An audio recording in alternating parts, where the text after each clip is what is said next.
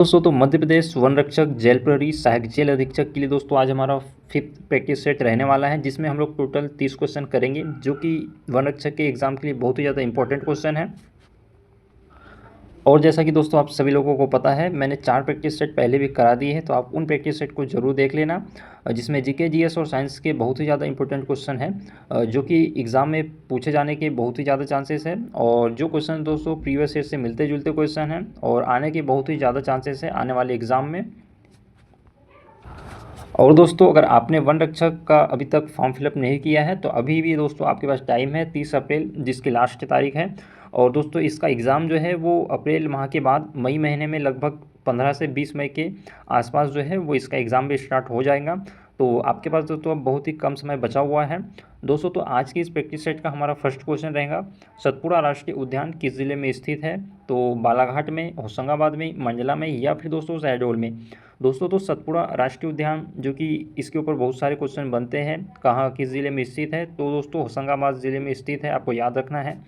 इसके बाद दोस्तों सेकंड क्वेश्चन, कूनो राष्ट्रीय उद्यान परियोजना के लिए प्रसिद्ध है, किस लिए प्रसिद्ध है? दोस्तों तो आज की इस प्रैक्टिस में 30 क्वेश्चन में से आपके कितने क्वेश्चन सही होते हैं आप लोग कमेंट करके ज़रूर बताना। और आज का ये प्रैक्टिस सेट बहुत ही ईजी रहने वाला है, क्योंकि दोस्तों आज जो मैंने क्वेश्चन लाया है वो बहुत ही मीडियम लेवल के हैं।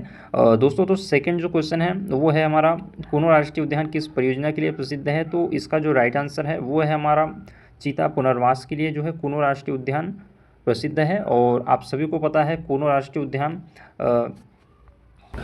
मध्य प्रदेश के श्योपुर जिले में स्थित है।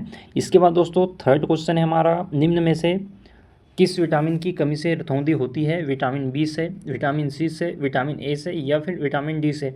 दोस्तों तो विटामिन सी की कमी से रतौंधी होती है, विटामिन ए की कमी से अब जो है रतौंधी होती है, आपको याद रखना है। इसके बाद है फोर्थ नंबर क्वेश्चन, प्रकाश संश्लेषण में ऑक्सीजन किससे उत्पन्न होती है? CO2 से, H2O से, ग्लूकोज से, क्लोरोफिल से या फिर दोस्तों आपको बताना है इसका राइट आंसर क्या होगा। दोस्तों तो प्रकाश संश्लेषण में ऑक्सीजन उत्पन्न होती है H2O से, आपको याद रखना है। इसके बाद है fifth number question, Madhya Pradesh का शिमला किसे कहा जाता है? तो मध्य प्रदेश का शिमला दोस्तों पचमढ़ी को कहा जाता है।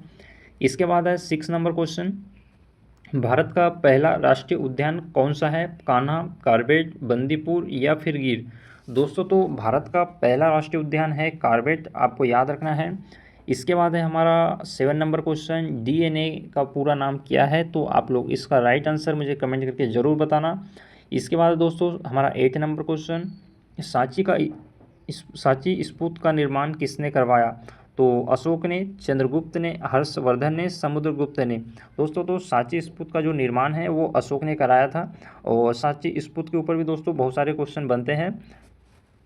इसके बाद है दोस्तों हमारा क्वेश्चन नंबर 9, ताप का एसआई मात्रक क्या है? तो जूल है, कैलोरी है या फिर केल्विन या फिर वाट है? दोस्तों तो ताप का जो एसआई मात्रक है वो है केल्विन, आपको याद रखना है।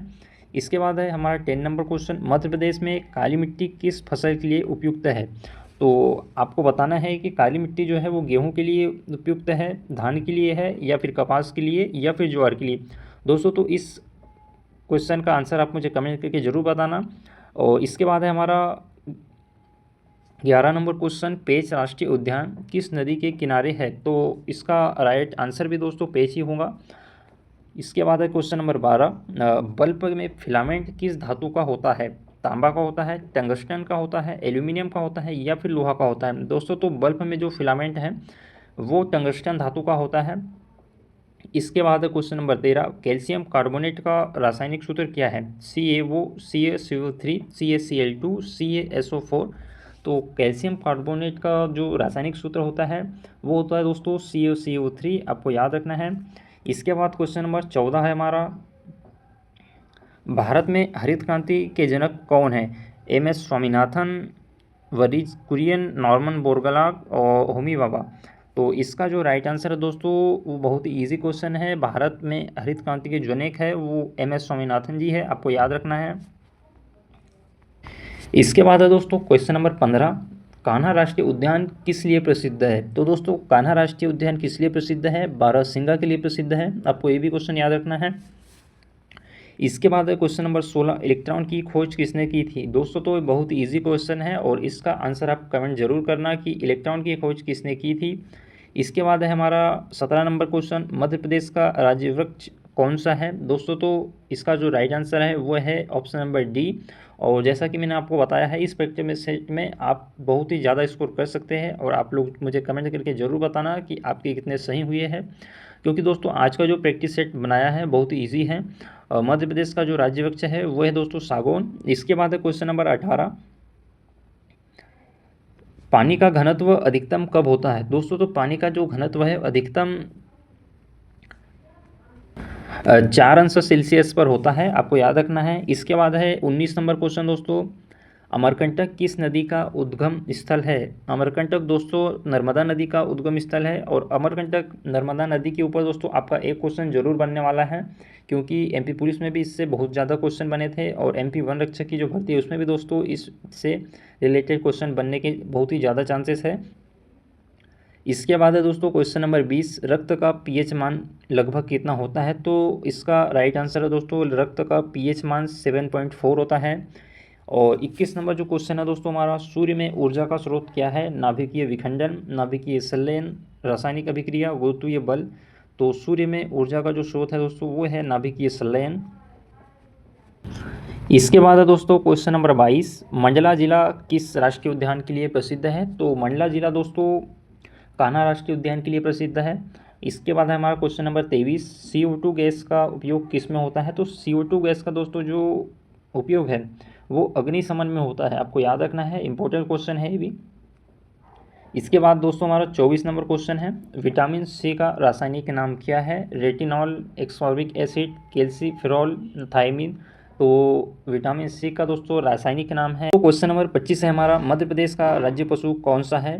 तो इसका जो राइट आंसर है दोस्तों बारहसिंगा जो है वो मध्य प्रदेश का राज्य पशु है, आपको याद रखना है। इसके बाद है क्वेश्चन नंबर 26, ध्वनि की गति सबसे अधिक किस माध्यम में होती है? गैस में, द्रव में, ठोस में या फिर निर्वात में? दोस्तों तो ये क्वेश्चन शायद मैंने आपको पहले भी करा दिया है। तो ध्वनि की जो गति है दोस्तों सबसे अधिक ठोस माध्यम में होती है, आपको याद रखना है। इसके बाद है क्वेश्चन नंबर 27, चंबल नदी किसकी सहायक नदी है? तो चंबल नदी दोस्तों यमुना नदी की सहायक नदी है, आपको याद रखना है। इसके बाद है हाइड्रोजन का परमाणु क्रमांक क्या है? तो दोस्तों हाइड्रोजन का जो परमाणु क्रमांक है वो है 1 होता है, आपको याद रखना है। और इस प्रैक्टिस सेट का दोस्तों हमारा 29 नंबर जो क्वेश्चन है, मानव शरीर की सबसे बड़ी ग्रंथि कौन सी है? अग्नाशय, थायराइड, यकृत या फिर प्यूटरी? दोस्तों तो मानव शरीर की सबसे बड़ी ग्रंथि होती है यकृत, आपको याद रखना है। इसके बाद हमारा क्वेश्चन नंबर 30 और इस प्रैक्टिस सेट का दोस्तों लास्ट क्वेश्चन है, भूपर्पट्टी में सबसे अधिक मात्रा में कौन सा तत्व होता है? तो भूपर्पट्टी में जो आपका सबसे अधिक मात्रा में पाए जाने वाला तत्व है वो ऑक्सीजन है। और दोस्तों आज के इस प्रैक्टिस सेट में आपके कितने क्वेश्चन सही हुए हैं आप लोग जरूर कमेंट करना। और ऐसे ही दोस्तों प्रैक्टिस सेट जब तक आपके एग्जाम नहीं होते तब तक मैं लाता रहूँगा। और वीडियो पसंद आया हो तो वीडियो को लाइक करना, चैनल पर नए हो तो चैनल को सब्सक्राइब कर लेना, बेल आइकन को ऑल पर कर देना ताकि सभी नोटिफिकेशन आप लोग तक पहुँच सके।